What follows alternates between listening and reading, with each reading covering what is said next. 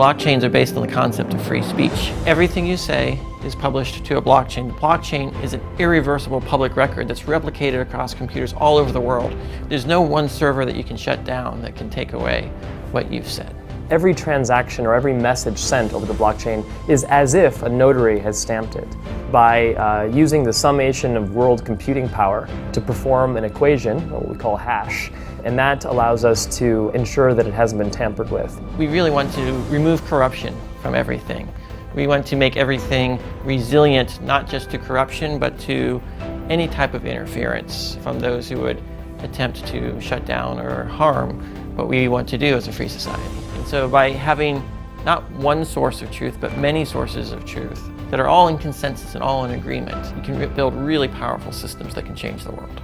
Banking, legal, all of these things are just going to be layers of technology that speak to each other and allow us to trust the technology in an auditable, inclusive way without having to rely on any centralized entities to look out on our behalf. Peer-to-peer systems resist corruption, they resist attempts to shut them down, they route around censorship.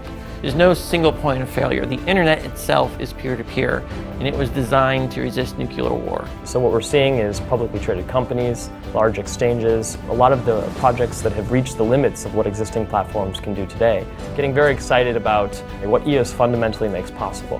And this is potentially the software that may change the world. By allowing every individual to have more oversight on a consistent basis on how things are operated, how money is spent, ensures that there's just more accountability and more efficiency in the way that we do things. I believe it represents the next evolution of human assembly. Blockchain technology, and EOS in particular, are background technologies.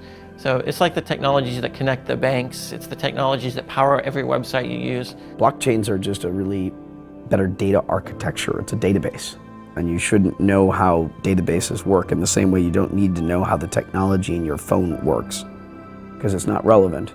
What they need are products and services that are going to change and improve their lives. The first time an average person hears about an insurance product, for example, that halves their premiums and gives them more inclusive service that they can rely on, when a child with cystic fibrosis has to submit some type of experimental surgery to the insurance claim and they're being judged or approved by other people in their same situation. This is going to lead people to adopt cryptocurrencies so that they can take advantages of the services that lower premiums or provide just fundamentally better products. We're disrupting the centralized services that are taking a cut out of everything. These systems in which the internet is built on was still a world designed for paper.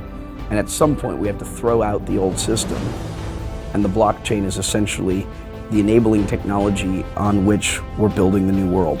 That means having reputation, identity, dispute resolution, all on a blockchain.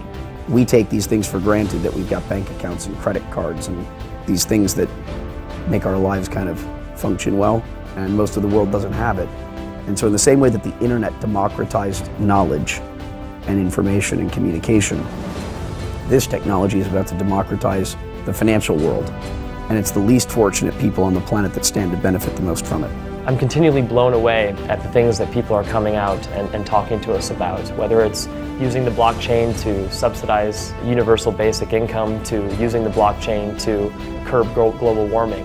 What I've seen and what I've become convinced is that the blockchain is capable of doing things that even governments are not.